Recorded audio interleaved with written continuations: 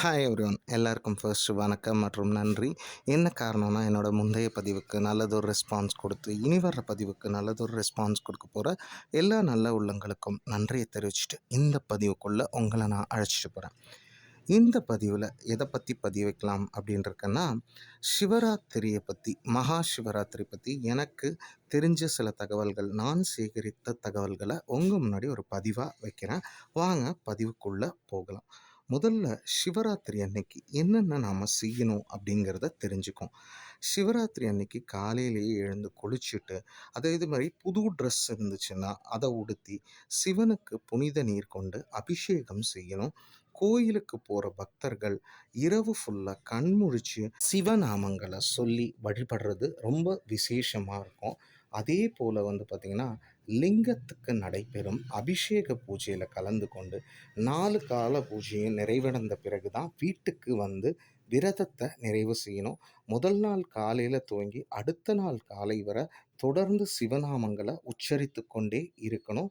இது சிவராத்திரி அன்னைக்கு நாம் செய்ய வேண்டியது. இப்போது சிவராத்திரிங்கும்போது ஒரு 6 அம்சங்கள் அடங்கியிருக்கு. அதாவது சிவபுராணத்தின்படி மகா சிவராத்திரி வழிபாட்டில் 6 அம்சங்கள் சேர்க்கப்பட வேண்டும். சிவலிங்கத்துக்கு அபிஷேகம் செய்யறது ரொம்ப முக்கியம். இது ஆன்மாவை தூய்மைப்படுத்தலை குறிக்கும். லிங்கத்திற்கு குங்குமம் அணிவித்தல் நல்லியல்பையும் நல்லதொரு பலனையும் வழங்கும். உணவு நெய்வேத்தியத்தில் நீண்ட ஆயுளையும் விருப்பங்கள் நிறைவேறுவதையும் குறிக்கும். தீபம் ஏற்றுறது செல்வத்தை நிச்சயம் வழங்கும். எண்ணெய் விளக்கேற்றுறோன்னு வச்சுங்க, ஞானத்தை அடைதலை அது குறிக்கும். வெற்றிலை அளித்தல் உலக இன்பங்களில் திருப்தியை குறிக்கும். இந்த 6 அம்சங்களும் வீட்டிலோ அல்லது கோயிலோ போயிட்டு சிவராத்திரி விரதத்தை அனுஷ்டிக்கும் போது இறைவனுக்கு வழங்கப்பட வேண்டியவை இவை என்று சிவபுராணங்கள் நமக்கு சொல்லுது.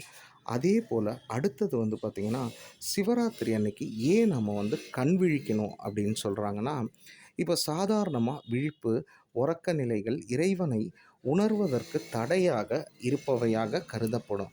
தினமும் நம்ம முழிச்சிருக்கிற நிலைக்கும் அதே மாதிரி தூக்க நிலைக்கும் போய் வரும் நாம் உயிர் விழிப்பு நிலை பற்றி உணர்வதே இல்லை. சிவராத்திரியில் விரதம் இருந்து உறக்கத்தை தவிர்க்கும் போது எமது புலன்கள் கட்டுப்படுகிறது. அந்த நிலையில் நின்று இறைவனை போற்றி வழிபடும் போது எமது உணர்வுகள் வெண்ணெய் போல உருகி நாம் உயர்ந்த விழிப்பு நிலைக்கு செல்ல நமக்கு வழிவகுக்குது. இதனால தான் சிவராத்திரி அன்னைக்கு நிறைய பேர் கண்முழிக்கிறாங்க அப்படின்னும் சில பெரியவர்கள் சொல்லியிருக்காங்க.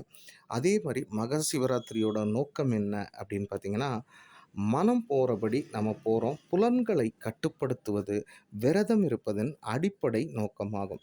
உணவை தவிர்க்கும் போது உணர்வுகளை கட்டுப்படுத்துவதும் என்பதும் எளிது என்று கருதப்படுகிறது.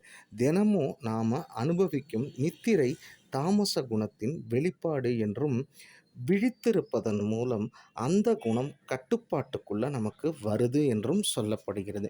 இப்படி உணவையும் உறக்கத்தையும் கட்டுப்படுத்துவதன் மூலம் நாம் சாதாரண விழிப்பு நிலையையும் விழிப்பற்ற உறக்க நிலையும் கடந்து மிக உயர்ந்த உணர்வு விழிப்பு நிலைக்கு நாம் செல்கிறோம். இதுதான் அதுக்கு அன்னைக்கு கண்முழித்து இருக்கிறதுக்கு ஒரு காரணமாக இருக்குது.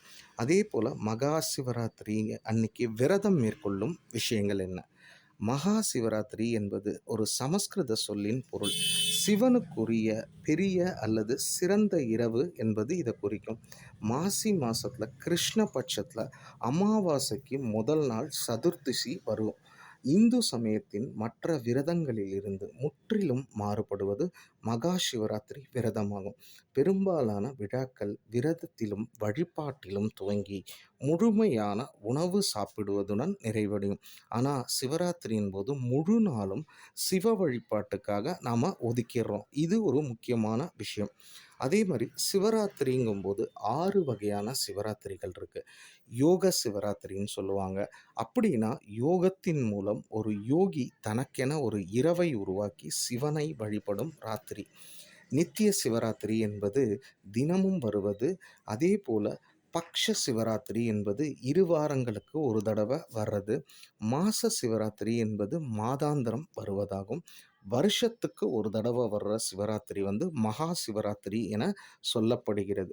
மேலும் பார்த்தீங்கன்னா, சிவராத்திரி விரதத்த பத்தி சில தகவல்கள் உங்களுக்கு சொல்றேன். சிவபெருமான வழிபட்டு வளங்களும், நலன்களும் பெறுவதற்குரிய அதி அற்புதமான நாள் தான் மகா சிவராத்திரி. சிவனுக்குரிய பிரதோஷங்கள், அதே மாரி என பல வகைகளும் சிறப்பு பெறுகிறதோ, அதே போல சிவராத்திரியும் 5 வகையாக வகைப்படுத்தப்படுகிறது. மகா சிவராத்திரி பூஜைகள் 4 காலமாக பிரிக்கப்பட்டு பூஜைகள் நடத்தப்படுது. இதுல மாசி மாசத்துல வர்ற மகா சிவராத்திரி அதி அற்புதமான நாளாக நம்ம கருதுறோம். சரி, எனக்கு சிவராத்திரி பத்தி தெரிந்த தகவல்கள், அதே சமயம் நான் சேகரித்த தகவல்கள உங்க முன்னாடி ஒரு பதிவா வச்சிருக்கேன்.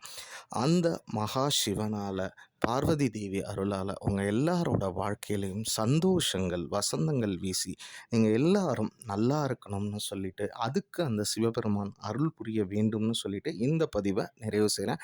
வழக்கம் போல தாங்க பதிவுகள் பிடிச்சா லைக் பண்ணுங்க, தெரிஞ்சவங்களோட ஷேர் பண்ணுங்க, சேனல சப்ஸ்கிரைப் பண்ணுங்க. நன்றி, வணக்கம்.